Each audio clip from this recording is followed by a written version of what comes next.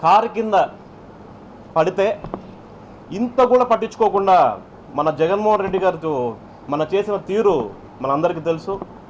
దురదృష్టశాతం ఒక పార్టీ నడిపారు, ఒక పార్టీ వైఎస్ఆర్సీపీ అని ఒక పార్టీ నడిపి మాజీ ముఖ్యమంత్రిగా పనిచేసి కూడా ప్రజల ప్రాణాలు అంత తేలిగ్గా మరి చూసుకుంటూ ఎలా వెళ్ళారో మనం చూస్తున్నాం.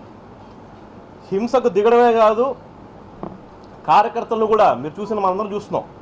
ఆ హింస ఏదైతే ఉందో ఆ డ్రైవర్ కూడా ఎవరైతే ఉన్నారో ఆయన కూడా ఒక పోలీస్ శాఖకి సంబంధించిన వాళ్ళు. ఏదైతే కారు కింద ఘటన జరిగిందో ఆ ఘటనని అలాగే ముందుకెళ్ళిపోతూ ఆ బాడీని కూడా అలా ఈడ్చుకొని మనం తీసిన సంగతి మనం అందరం చూస్తూనే ఉన్నాం. ఆయన సొంత సెల్ఫ్ డబ్బాలు కొట్టుకుంటూ జేజేలు కొట్టించుకోవడానికి మన పొదుల్లో జరిగిన కార్యక్రమం మనకు అందరికి తెలిసిందే. పొదులకెళ్ళి అక్కడ బెట్టింగులు హిట్టింగులు చేసిన వాళ్ళతో వాళ్ళ విగ్రహాలు ఏదైతే ఉంటాయో దాని ఆవిష్కరణ కూడా వెళ్ళి ఆడ కార్యకర్తలు చేసిన అరాచకమైతేనే కానీ మనమందరం ప్రతి ఒక్కరు చూస్తున్నాం.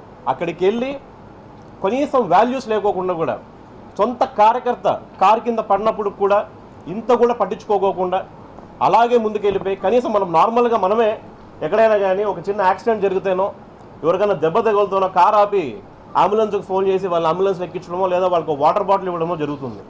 అంత గోళలో ఆయన సొంత కారు కింద పడినప్పుడు కూడా కొంచెం కూడా పట్టించుకోకుండా కారును అలాగే ముందు సాగించుకుంటా జేజేలు కొట్టించుకుంటూ ఒక మాన్యాలో కొట్టుకొని పోతూ చేసిన పరిస్థితి ప్రజలు, ఆంధ్రప్రదేశ్ రాష్ట్ర ప్రజలు ప్రతి ఒక్కరు చూస్తున్నారు. ఎందుకంటే పోలీస్ శాఖ కూడా ఆ పర్యటనకు సంబంధించి చాలా సూచనలు జగన్మోహన్ రెడ్డి గారికి ఇచ్చారు, కానీ ఏది పాటించలేదు.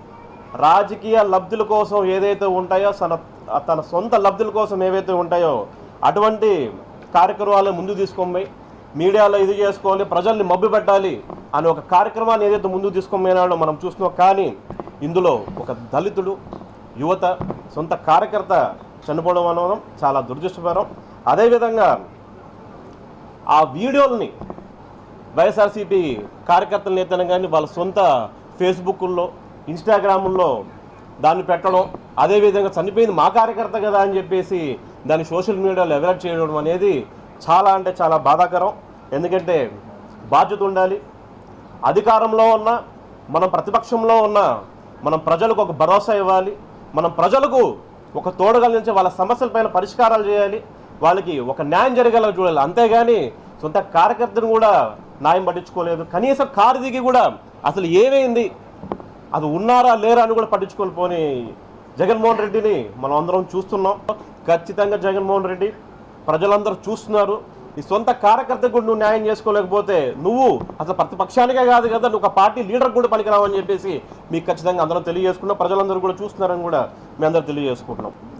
రప రప రప రప అని చెప్పి నరుకుతా అని చెప్పేసి అసలు సెన్స్ లేకుండా మాట్లాడుతున్నారు. ఒక మాజీ ముఖ్యమంత్రి మాట్లాడాల్సింది అదేనా? అందుకే ప్రజలందరూ నేను రప రప రప చేసి ఇంట్లో కూర్చోబెట్టారు. ఈరోజు ప్రజల భద్రతని మీరు ఏ రోజు పట్టించుకోవట్లేదు. దానికి ఎగ్జాంపుల్ ఇదే. మీ భద్రతకు ఎన్డీఏ కూటమి ఖచ్చితంగా ముందుండి మీకు భద్రత కల్పిస్తామని చెప్పేసి ఎన్డీఏ కూటమి ముందుంది. దానికి తగిన చర్యలు కూడా తీసుకుంటున్నారని చెప్పేసి మీకు తెలియజేసుకుంటున్నాం. మొన్నటి రోజు పొదిలో జరిగినటువంటి ప్రోగ్రాం చూసాం మనము. ప్రతిసారి ప్రజలను ఏదో విధంగా రెచ్చగొట్టి, తన కార్యకర్తల చేత రెచ్చగొట్టి అక్కడ పోలీస్ అధికారులపైనైతేనేమి ప్రభుత్వం పైనైతేనేమి దుమ్మెత్తిపోయడం తప్ప వేరేదేం లేదు.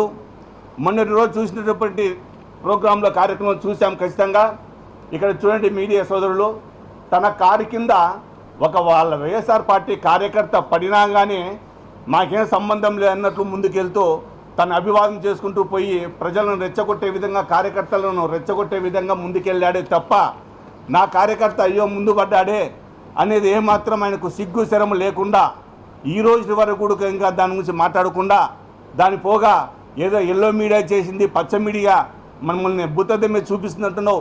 నీ తప్పుల్ని ఎత్తి చూపితే మీడియా పైన ఎందుకు ఇంత విరుచుకుపడతామని మేము కూడా మిమ్మల్ని సూటిగా ప్రశ్నిస్తున్నాం. జగన్ రెడ్డి నీకొకటే హెచ్చరిస్తున్నాం, నీకు 11 సీట్లకు ప్రజలు పరిమితం చేసినా అని సిగ్గు ఎగ్గు లేకుండా ఇంకా నువ్వు మాట్లాడుతూ ఉన్నావే మా కూటమి నాయకులపైన.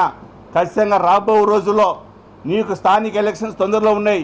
ఈ ఎలక్షన్లో కూడా పూర్తిగా 0 వస్తుంది. నువ్వు ఖచ్చితంగా ఇంట్లోనే పరిమితం చేస్తాం.